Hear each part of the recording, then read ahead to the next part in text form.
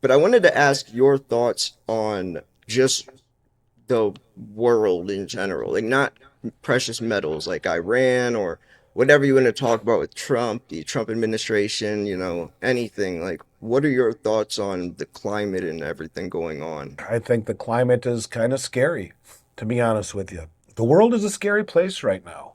When you talk about what's going on with the war, as an example, I mean, far be it for me to, I guess, try and talk much about what's happening with the war. I don't think the world is ending. I do think we're watching the end of a system and the beginning of another. The dollar and the US led financial system, which has been the center of the universe for 80 years, it's not disappearing overnight, but to me, it's becoming increasingly clear that many countries want alternatives. That's why I've talked about the BRICS for so long. And I don't think they're replacing the United States tomorrow, but you can see parallel systems being built, the new payment rails, the new trade relationships, the new physical precious metals markets in places like Hong Kong and Singapore and UAE.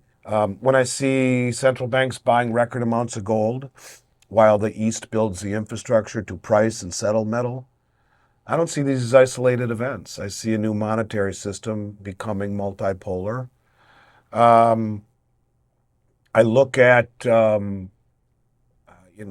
look at the war and I see a situation where you have obviously you're going to have much higher inflation that hasn't even begun to rear its head yet. I think the price inflation that we will see, I think, the second half of the year will only get worse if Hormuz stays closed. But I think that this is a problem that's not going away anytime soon, independent of the war. But as far as the war is concerned, just first and foremost, look, nothing's really changed in terms of how it pertains to precious metals. What I find interesting is that the markets, if you look at the way that things unfold with these, every time there's a war in the Middle East, you see markets that rally first on uncertainty because they start to Yep. price in easing or easier monetary policy, more government spending, ultimately more currency debasement.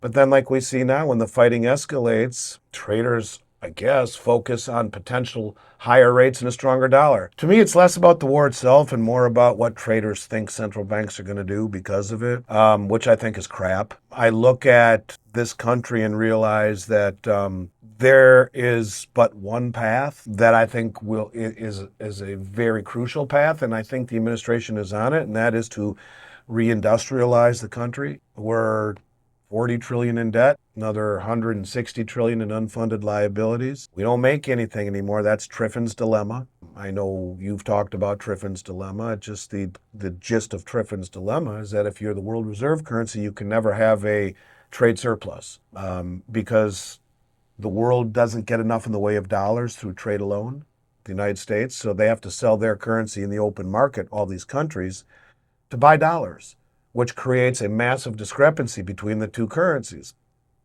And so over time, excuse me, manufacturing flows to those countries that have the biggest discrepancy, like Cambodia. We don't trade much with Cambodia, so they have to sell their currency to buy ours. And it's such a massive discrepancy over time. Someone says, let's send our manufacturing hub to Cambodia. We'll make 10x. This is how you hollow out your manufacturing. But if you're going to reindustrialize the country, which I believe is for national security. In fact, Luke Roman was saying something very interesting the other day, that there was actually more manufacturer startups under Biden than under Trump, that he feels that it was set forth by the military industrial complex, by the people pulling the strings above maybe even the president. It's an issue of national security, so they want to bring back manufacturing. But Triffin's dilemma says you can't have a surplus in trade if countries have to convert to a high dollar. In other words, you can't be the reserve currency. So I think this administration ultimately wants lower rates and a weaker dollar in order to pay down the debt, in order to reindustrialize the country. How do you give your kids a chance, Jay? How do you look your daughter in the face and say you have the American dream at your fingertips? My son, who works for me, was a CPA, Price Waterhouse, and getting paid almost 80 grand to analyze an investment trust balance, a real estate investment trust balance sheet. What the hell do you need a kid to do that for when the AI does it in 2 seconds for free? Mm, White collar jobs. Ken Griffith, the CEO of I forgot the name of his hedge fund, one of the biggest in the world, um, the big one, and he just came out and said, I visited my offices, I think in Connecticut last week, and he was all distraught by it. And he said, I was blown away by what I saw, and it scares me. He said, I watched right now, this is not hypothetical, I watched right now that AI is doing what I pay analysts 7 figures a year to do faster and more accurately. And he said, this is going to change the landscape of white collar everything. jobs forever. And so, how do you pay off the debt? How do you pay off all of this debt when other countries are shedding them because of lack of trust? How do you put our kids back to work? And from a national security standpoint, how do we be reliant upon countries like China for everything, from aspirin to penicillin to aircraft parts to you name it? We have to reindustrialize, give our kids a chance to not only be the leaders in intellectual property for now, but also in manufacturing. And the only way you do that is to quietly default on the reserve status. My mentor, Russell, again, Richard, he said, look, we're screwed. The Fed has two choices. They can inflate or default because we consume far more than we produce. Well, the only way to flip that script is to inflate, to make what we produce, hopefully more than we consume, that much more attractive. And you deflate and devalue the dollar by letting gold go higher and higher and higher and higher. That gets into my second point with the Genius Act and companies like Tether. Maybe they're running proxy for the US government too. I've talked a lot about that. Bo Hines, their CEO of USA Tether, was Trump's crypto czar. They've bought more gold than anyone in the world the last few years, with Yeah, the exception of the Central Bank of Poland. The higher the price of gold goes, the lower the value of the dollar goes. What if they said, what if? What if? Trump, Tether was in trouble for a while. Justice Department was investigating them, and then it just got quiet. Not in trouble anymore. What if they made some deals with them? yeah, Like you're going to give us the back end of your software. Well, they're already there because we saw that the other day with the IRGC wallets that we froze. And Basent says, yeah, we were able to identify the stablecoin wallets that Tether had on behalf of the IRGC, and we actually blocked their stablecoins at the smart contract level. So not only do the smart contracts or the stablecoins or this new dollar-based Genius Act stablecoin deal have KYC, know your client, AML, anti-money laundering, where you got your money, and KYT, know your transaction, what are you buying? So who are you, where'd you get your money, what are you buying? But they're programmable. They can stop you, they can identify you, they can track you, and if you do something wrong, they can block you. Um, but they will be backed by, anytime dollars move, by short-term treasuries, 90-day or less. So you're creating synthetic demand for the front end of the curve. Forget about the Fed's dual mandate. They can only control the very front end of the curve. Money movement of any sort across the globe in dollars will be backed by 90-day or less treasuries. You will pin the front end of the curve to the ground. And then the interest is not transferable. So if Tether keeps buying gold and keeps buying gold and keeps buying gold, and then they have this same deal with companies like JP or Citi or whatever, but just Tether alone continues to buy gold, which over time pushes gold higher, pushes the dollar lower, makes reshoring manufacturing easier, makes paying off your debt easier. And if Tether is accumulating the gold and then quietly sells it to the US Treasury, well, just like maybe the US government buying gold and silver on COMEX through proxy entities like Citi or JP, keeping it on COMEX to not rattle any feathers, keeps them at arm's length. So too would it be if Tether was doing this for the US government with Bo Hines, Trump's crypto czar and confidant, the CEO of this new division. Now, again, there's a fine line between conspiracy and reality. Maybe it's just Tether buying it because they're smart.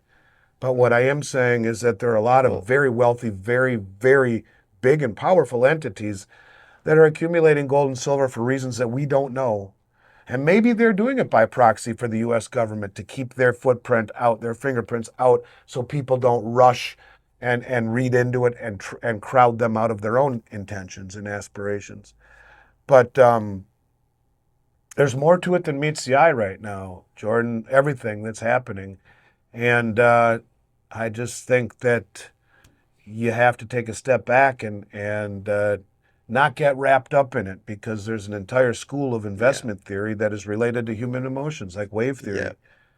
Don't get wrapped up in the emotions. Nothing's Yeah. changed. It's getting more intense, and probably the stakes are getting much more real and much Real. higher. So I don't know. What do I look at the world? I look at the world as I'm waiting for the next shoe to drop somewhere. I don't want it to be that, but I am. You look at the equity markets, you have record participation by the mainstream, all-time high margin debt at 1.5 or 6 trillion, and almost all-time high options exposure. So the public is all in on stock, most ever, on leverage with margin and speculating with options on 10 stocks or less. What could possibly go wrong?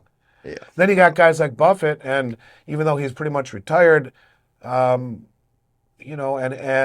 his company with 400 billion or so in cash, they don't want to deploy it into the market. You see things like SpaceX that, the IPO comes out before others, the other big ones that are coming out, and they relax the requirements for being an accredited investor to buy IPOs. No, you only need 2,000. No, not the 2 million or Wow. $1 or $2 million Yeah. net worth accredited investor, $500,000 in your account to buy an IPO. No, anyone can do it for 2,000. And look what happened, collapsed.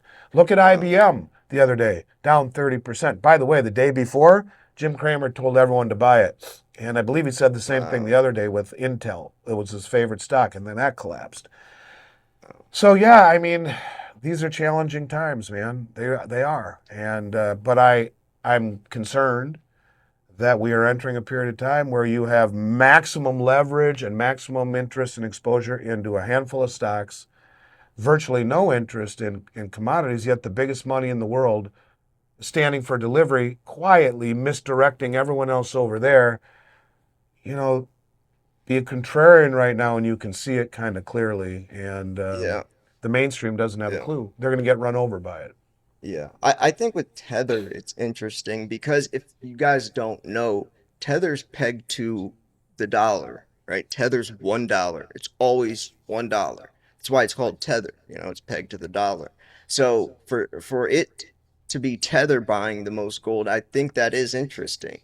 And like I've said this before, if we were going to convert in some like new digital currency or whatever, backed by something or backed by nothing, it would be something like USDC, which is USD coin, also pegged to a dollar, or But that's Tether, what it's or happening as of next yeah, January. The Genius Act demands it. Will yeah, stablecoin will be behind all money movement, backed by primarily 90-day or less U.S. Treasuries, and the yeah. primary beneficiary is USA Tether. They're already Genius Act compliant. If you enjoyed this segment from the full podcast with Andy Scheckman and myself, then make sure you click subscribe because we do this on a weekly basis. If you want to watch the full episode, it is linked in the description and the pinned comment.